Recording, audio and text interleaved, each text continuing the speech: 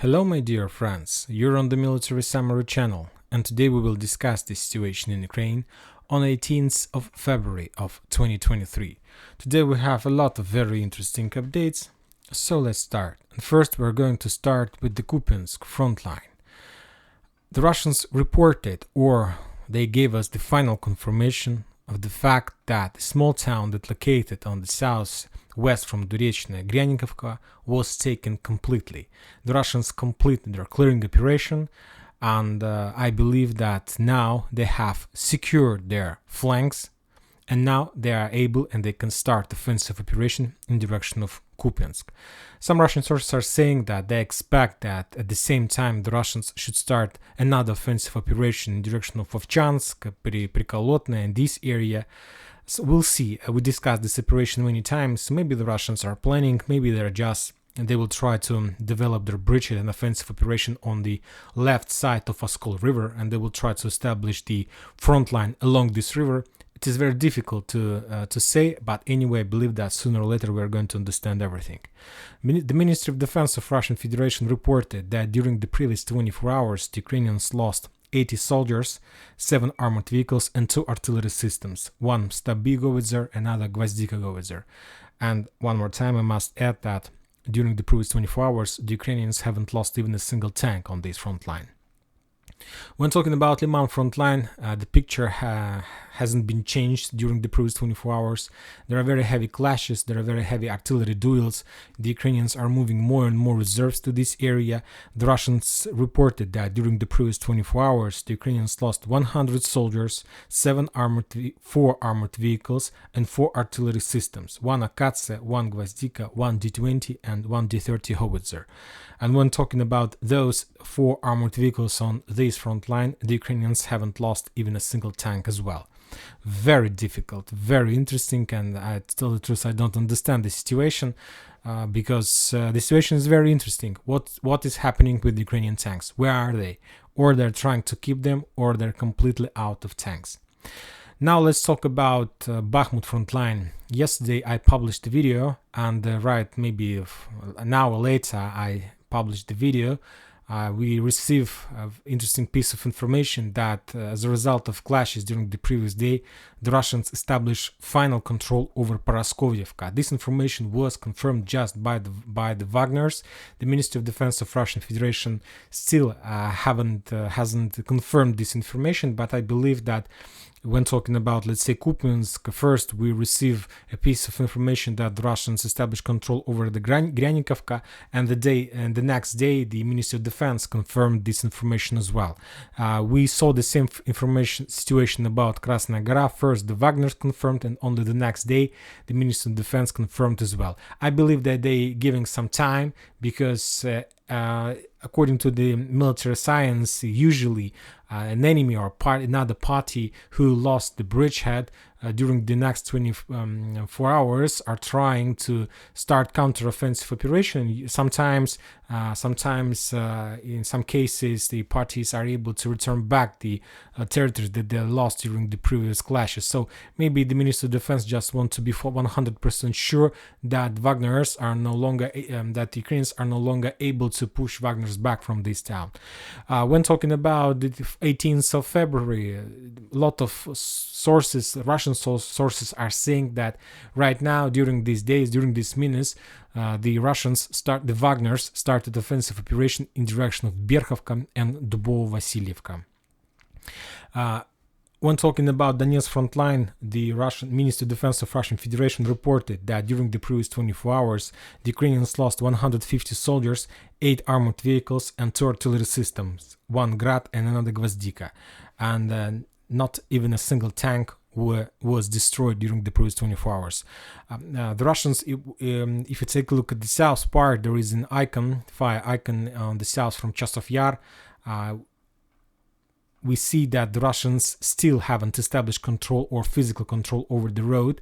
The bridge along this channel was destroyed, so there is no support of the Russians, of the Ukrainians inside Bakhmut through this road. But the Russians are moving in direction of Chasov Yar with one purpose. They're planning to establish control over this town, and if the Russians are able to do this, they will be able to cut Bakhmut and to encircle completely and to create a real classic cauldron. For now, we can talk just about operational encirclement of Bakhmut, and the forces and garrison that located in Bakhmut still have possibilities to be supplied and supported by the mainland or something like this. Now let's return to the Western sources map and let's try to update this map and try to understand the next Russian moves in this area.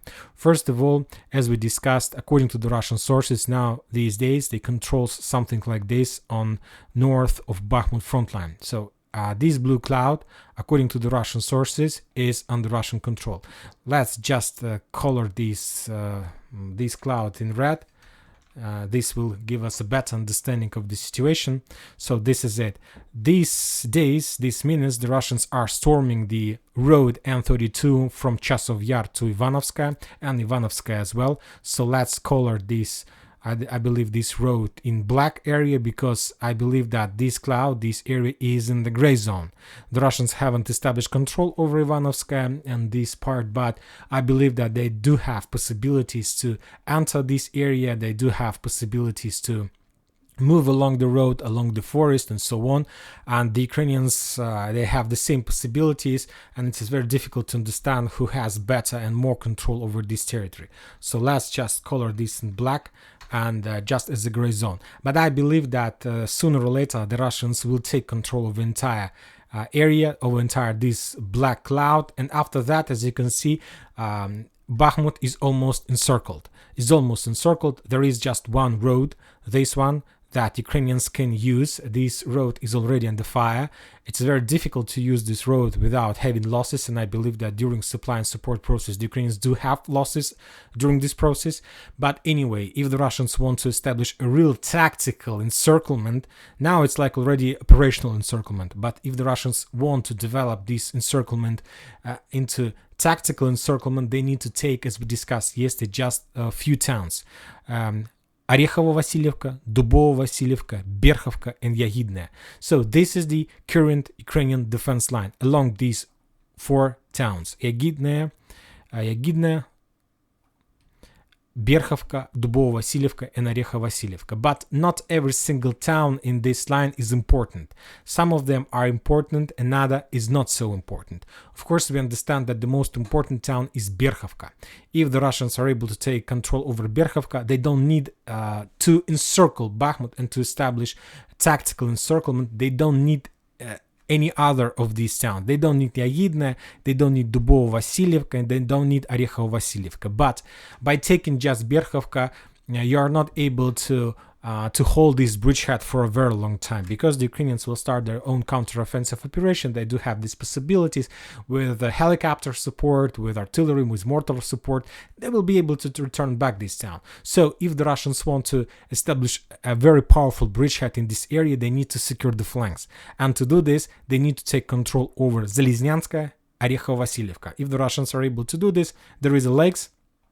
In this river there is a forest lines, and there is a channel on the west. So this is the this is not like so important, but this bridgehead is important to secure the Russians in the vicinity, let's say in the north part of Bakhmut. If the Russians want to continue their movements to the south, they need to secure their flanks from the north, because this is the mainland and there are a lot of forces in Slaviansk-Kramatorsk, and anyway, if the Russians are not able to secure their north flank, the Ukrainians with their 17th Tank Brigade, with maybe 1st Tank Brigade, with there are a lot of mechanized brigade in this area, they will attack the Russians in their back, and then they can collapse the entire Russian offensive operation. So that's why they need to secure. So now we understand the importance of this bridgehead.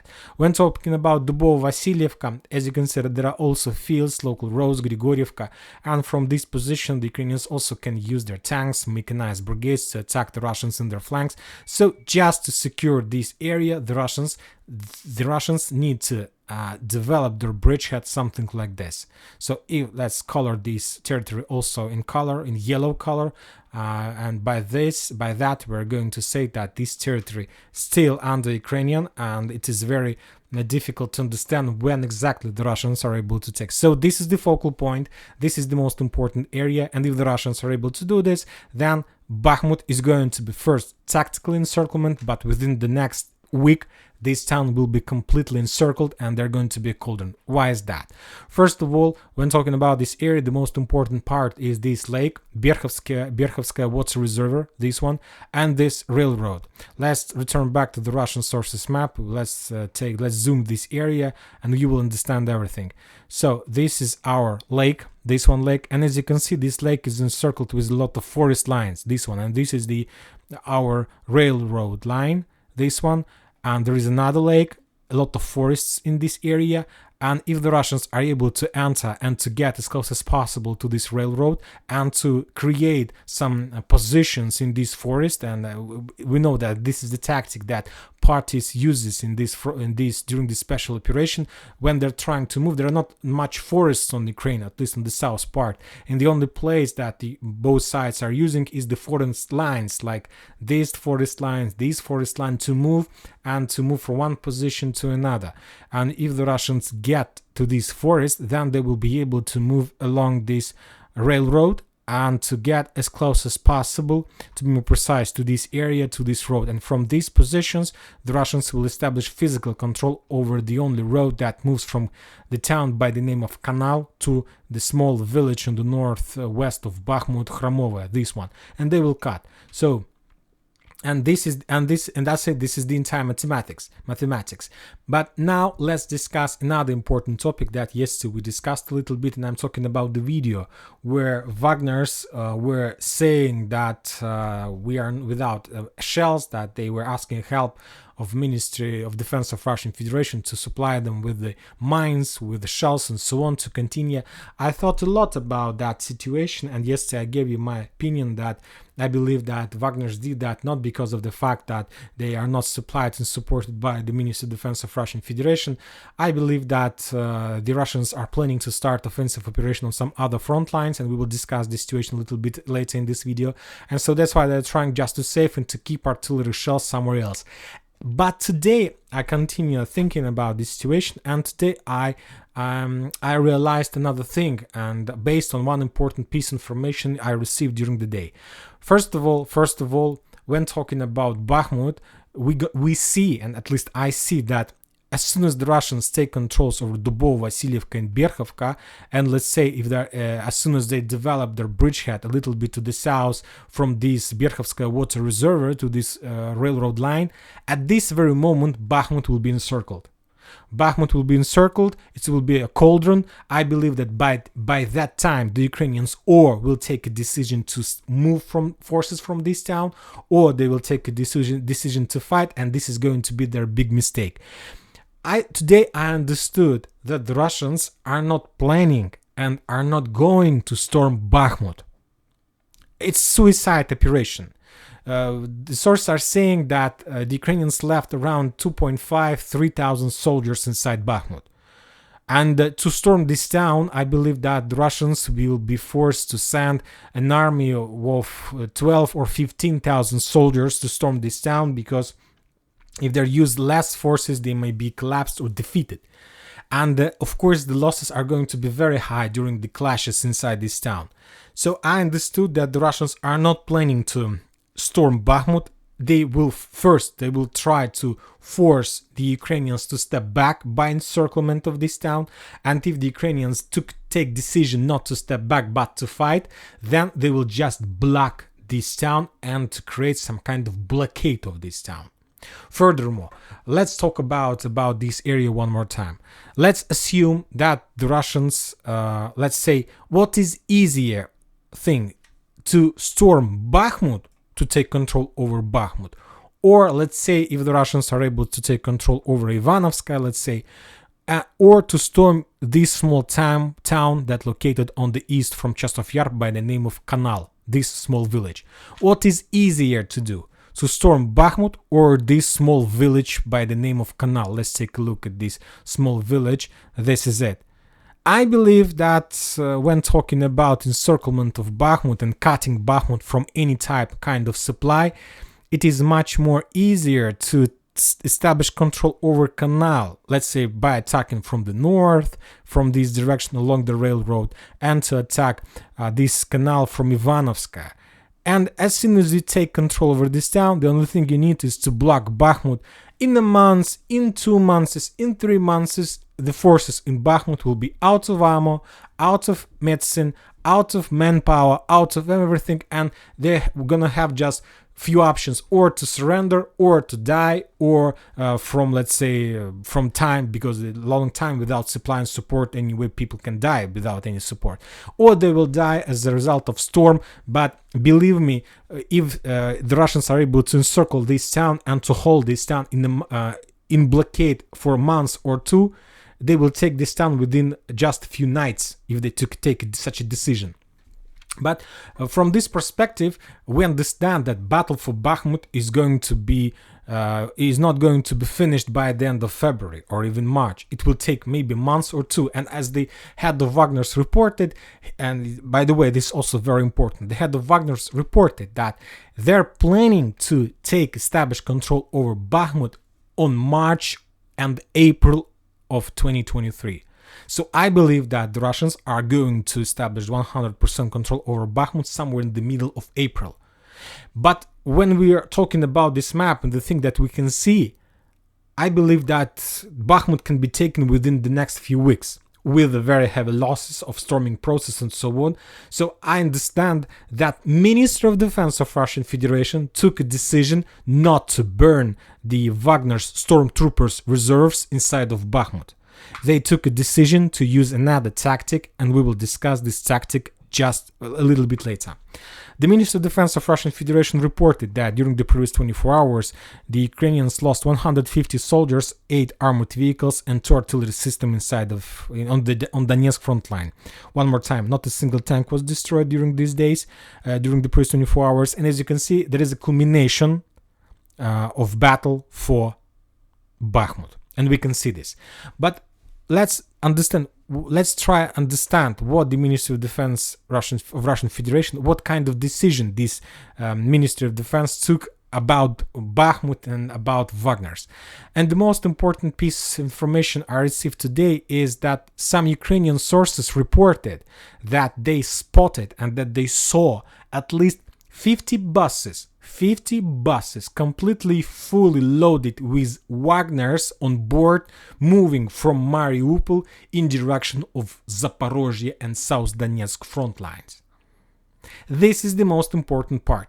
If you remember yesterday, I told you that some sources were published a video when the Russians were deployed their forces along the road between Melitopol and Mariupol. There's like this full line of tanks, buses, trucks, artillery systems, everything possible, armored vehicles the Russians have these days on this line as far as possible from Zaporozhye, and to be secured and protected from HIMARS and so on. And as soon as this army receives an order, they will start moving to the north in direction of Zaporozhye and in direction of Ugledar and Gulyai-Polye and so on. But what is Wagner about this situation? And the thing is that the Ministry of Defense of Russian Federation during January, at the same time during the offensive operation in direction of Bakhmut, or encirclement operation in direction of Bakhmut, the Russians made some kind of experiment. And they tried to understand whether the regular Russian army are able to do the same thing, the same job as Wagner's can. I'm talking about the most important job in any single offensive operation is storming the towns and storming the fortifications.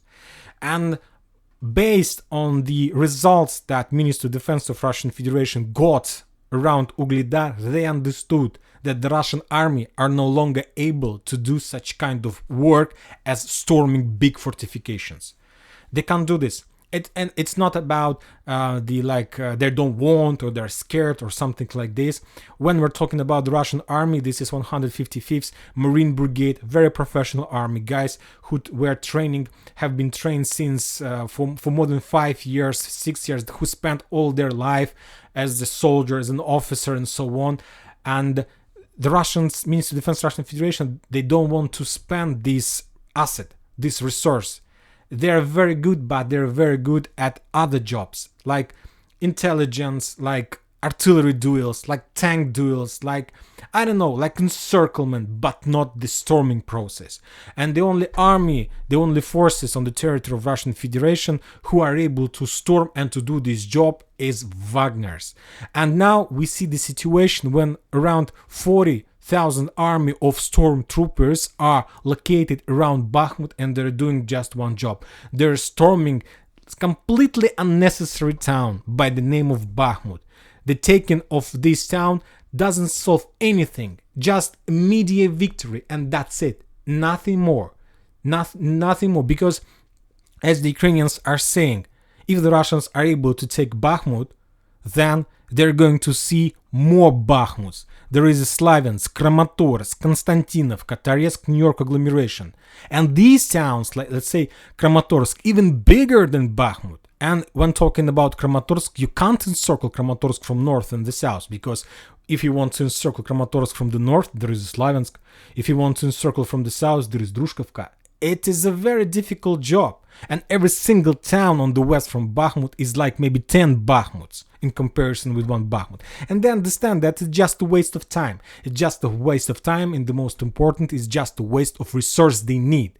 Because the Russians are storming Bakhmut and Wagner's are storming, they have around 40-50,000 army, like something like this, according, at least some sources are saying this. But when we're talking about Ugledar, the Russians need just, let's say, 2,000, small 2,000 brigade of stormtroopers.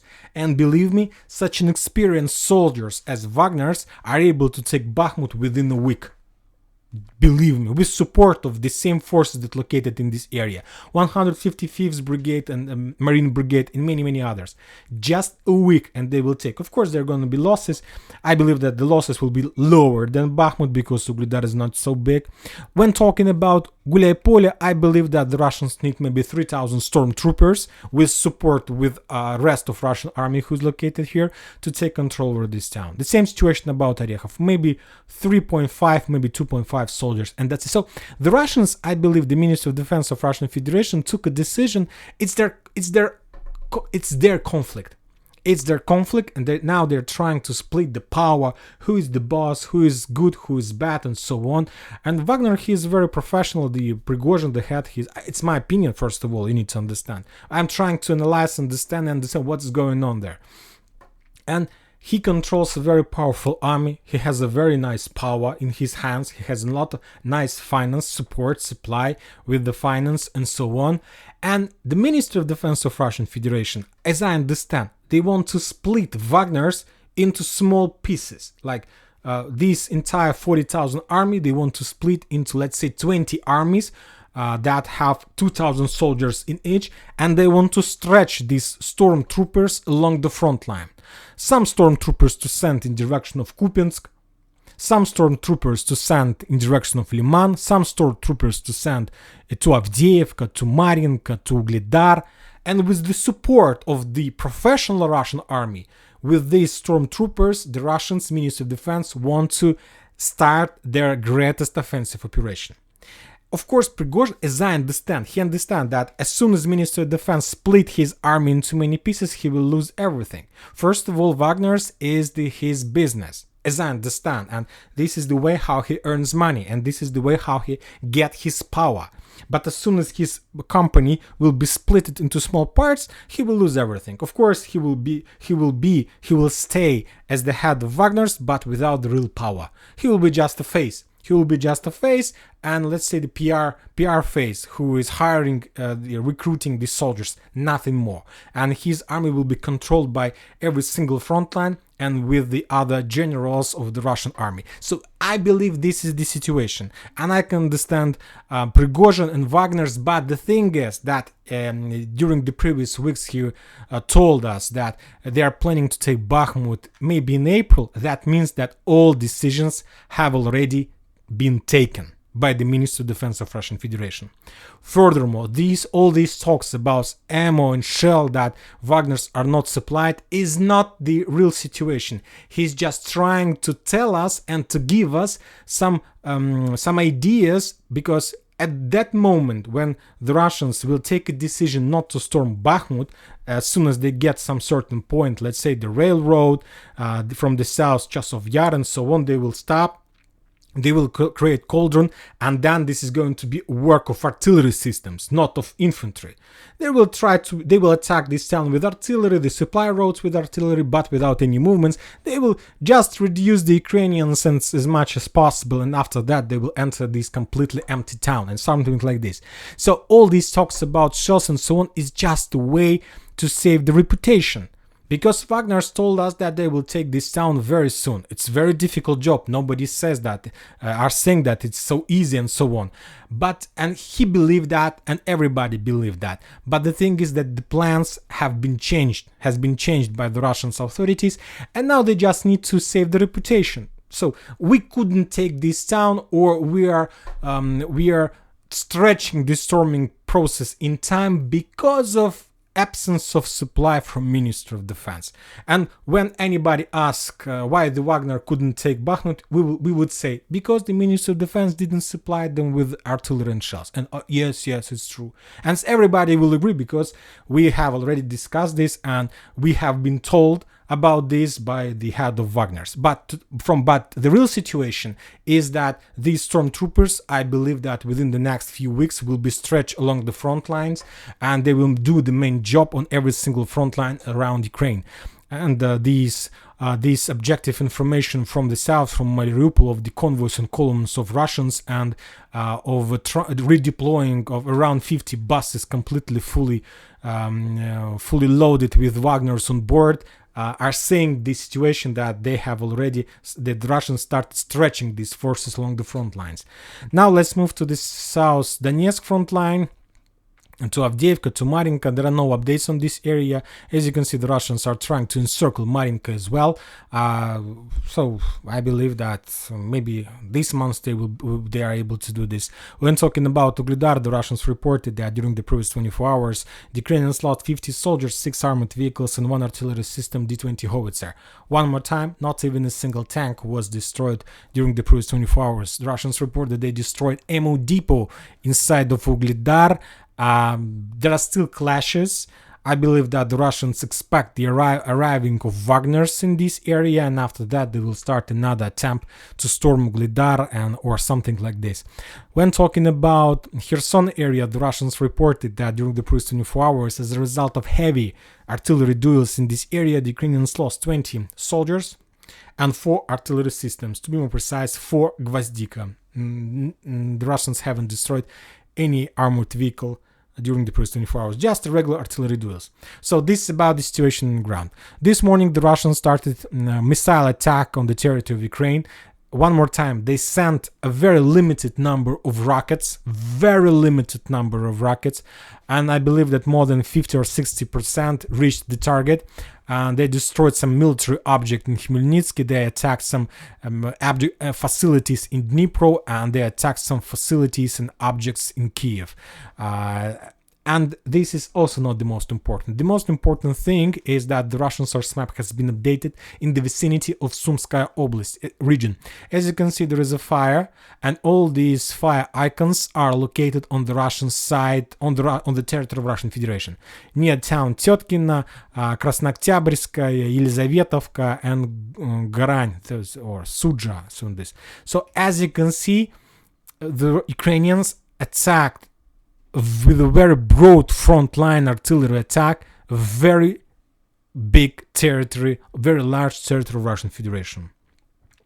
If you ask me, I would say that that was some kind of attempt to ruin the upcoming greatest offensive operation from the Russian side, from Sumy region, from Kursk region in direction of Sumy. So when I see this map, I see this as I told you. Furthermore, if you remember, yesterday we discussed that the New York Times reported that, or some West media reported that they managed to calculate a 10,000 army in this area in front of around Sumy, and also they reported that this is the biggest army ever deployed in this area, because on the 2022, when the Russians started special military operation, there were less forces in this area before the Russians started special operation. So 10,000, according to the Western sources, is a very big number. To maybe they have reserves that are hidden in the forest, in towns, and so on.